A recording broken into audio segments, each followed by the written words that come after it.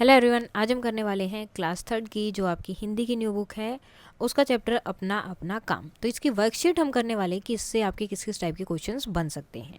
जैसे कि पहला क्वेश्चन किया है यहाँ पर, अपने विद्यालय में आप कौन कौन से काम करते हो। तो जब आप स्कूल जाते हो तो आपको कौन कौन से काम वहाँ पर करने पड़ते हैं। तो जैसे कि पढ़ना, ठीक है, पढ़ना भी एक काम है, खेलना और टेस्ट देना, सुनाना, मतलब जो भी काम आप वहाँ करते हैं वो सब आपको यहाँ पर बताने हैं। जैसे कि प्रार्थना करना, सबसे पहले तो आपकी प्रार्थना ही होती है, तो ये सब आपको यहाँ पर लिखना है। इसके अलावा अगर आप कोई काम करते हैं तो वो आप यहाँ लिख सकते हो। नेक्स्ट है कि नहीं, 5 फूलों के नाम आपको यहाँ पर लिखने हैं। तो कोई भी 5 फूल हो सकते हैं, जैसे कि गुलाब और गेंदा, गुड़हल, और क्या होगा, गुड़हल के बाद और क्या लिख सकते हैं आप यहाँ पर, कमल, और क्या हो जाएगा, बुरांश, जो हमने लास्ट चैप्टर में पढ़ा था प्रकृति पर्व में, उसमें से एक फूल का नाम यहाँ पर लिख दिया है।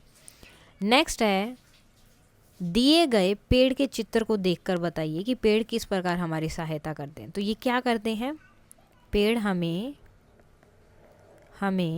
ऑक्सीजन देते हैं, ऑक्सीजन देते हैं जिससे कि हम सांस ले पाते हैं। ओके, उसके साथ ही और क्या क्या मिलता है आपको पेड़ से, पेड़ से हमें क्या मिलता है, फल भी मिलते हैं। पेड़ हमें फल देते हैं, छाया प्रदान करते हैं, पेड़ हमें छाया देते हैं, और क्या होता है, पेड़ हमें लकड़ी देते हैं जिससे हम अलग अलग चीज़ें बना पाते हैं। पेड़ों से हमें लकड़ी मिलती है जिससे हम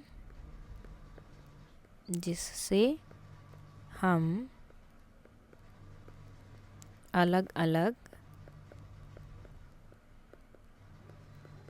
चीज़ें बना सकते हैं। तो ये सब चीज़ें आप यहाँ पर लिख सकते हो। नेक्स्ट, समानार्थी शब्द लिखने हैं, मतलब इनका सेम अर्थ वैसा ही हो जो दूसरा वर्ड है। जैसे कि आपका नाम होता है, आपको घर पे अलग नाम से बुलाते होंगे, स्कूल में अलग नाम होगा, लेकिन मतलब तो सेम ही है कि आपको ही बुलाया जा रहा है। तो सेम इसी तरह से इनको बोलते हैं समानार्थी।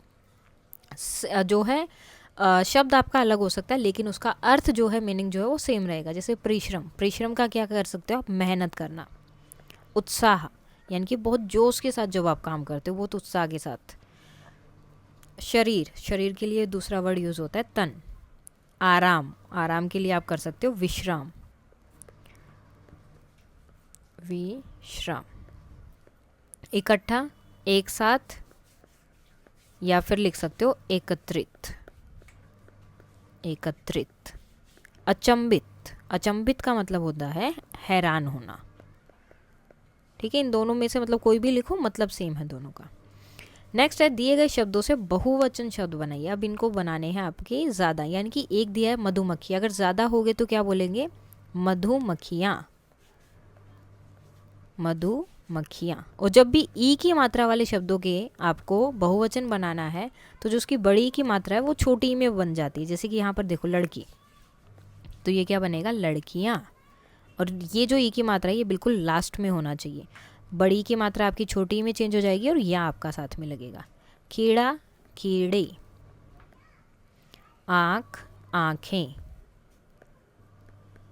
और पुस्तक, पुस्तकें। तो इस तरह से इनका बहुवचन बना सकते हो। उसके बाद है रचनात्मक लेखन। यदि मैं मधुमक्खी होता या होती, अगर आप मधुमक्खी होते तो क्या करते, इस विषय पर आपको 5 से 6 लाइन यहाँ पर लिखनी है। तो मैं मधुमक्खी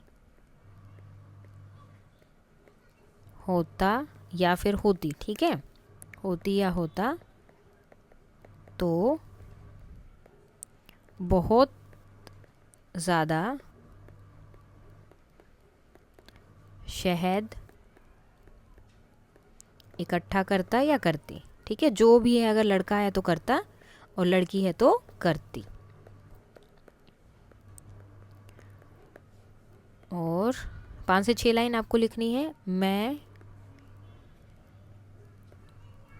उड़ उड़कर सब जगहों को देखता, सब जगह देखता।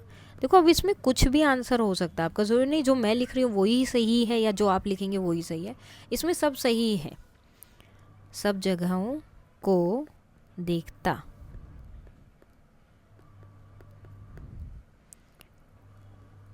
और मैं सब फूलों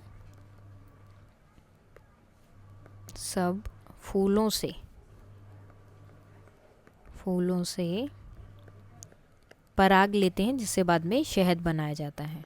पराग लेता, और जिसको शहद की ज़रूरत होती उसे दे देता, जिसको ज़रूरत होती उसे दे देते, ठीक है। और उसके साथ ही आपने देखा होगा मधुमक्खियाँ हमेशा ग्रुप में काम करती है, ठीक है। और मैं अपने समूह के साथ, ग्रुप को क्या बोलते हैं हिंदी में, समूह, मैं अपने समूह के साथ काम करता, समूह के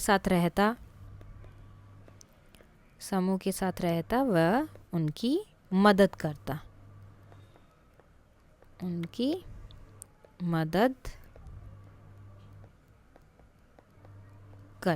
ठीक है। सो इस तरह से आप कुछ भी यहाँ पर लिख सकते हो जो आपका मन करे, जैसे आपको लगे कि अगर आप उसकी जगह पर होते, मधुमक्खी की जगह, तो आप क्या क्या करते, ठीक है।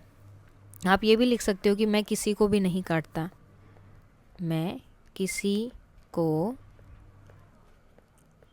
नहीं काटता, ठीक है। कुछ भी लिख सकते हो जो आपका मन करता है।